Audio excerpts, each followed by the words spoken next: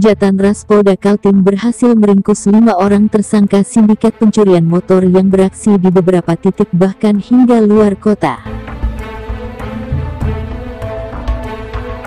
Tersangka ini berhasil diungkap sejak tanggal 27 Januari hingga tanggal 18 Februari lalu.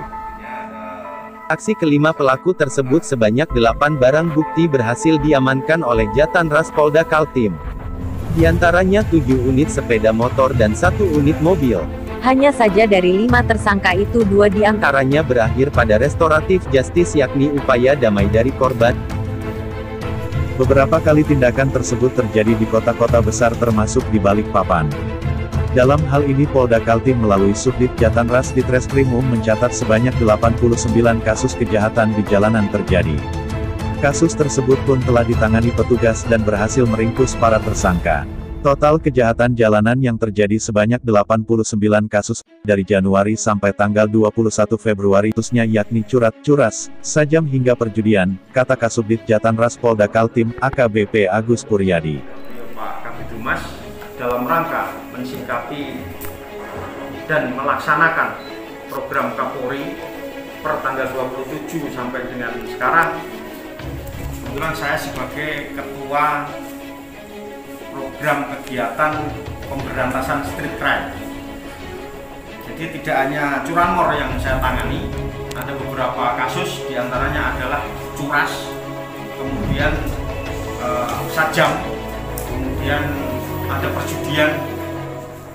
Nanti data itu sudah kami kirim ke Roop. Kalau Roop nanti akan press release, nanti mengundang beliau Pak Kabid-Humas. Nah, yang akan kita fokuskan pagi ini rekan-rekan adalah penanganan restoratif justice. Restoratif justice di sini kami hadirkan pelapor, kami hadirkan kedua terlapor. Nanti silakan rekan-rekan tanyain pelapor sampai tanyain terlapor. Mengapa itu dilakukan? Itu semua dilakukan mengacu pada perintah Kapolri untuk membantu dan mencari asas manfaat dari penerapan KUHP. Jadi KUHP ada beberapa, misalnya KUHP itu ada beberapa asas yang dianut, salah satunya adalah manfaat. Ketika pengungkapan ini sudah memberi manfaat kepada korban dan korban merasa cukup, artinya barangnya tidak hilang, barangnya masih kembali dengan utuh, dia menerima, dia bisa mencabut dan melakukan perdamaian dengan tersangka. Dengan kata kunci, tersangka bukan residif. Tersangka bukan orang yang melakukan pengulangan tindak pidana. Ini bisa, dan ini semua terpenuhi di restoratif justice yang kita terapkan saat ini.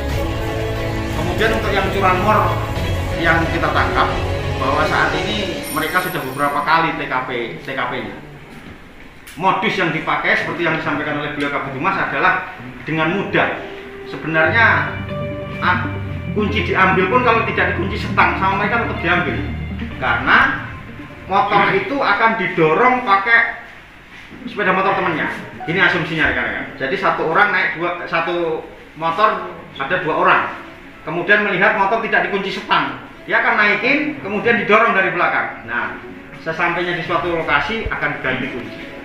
Itu modus. Nah, ini yang terjadi di Kaltim rata-rata seperti itu.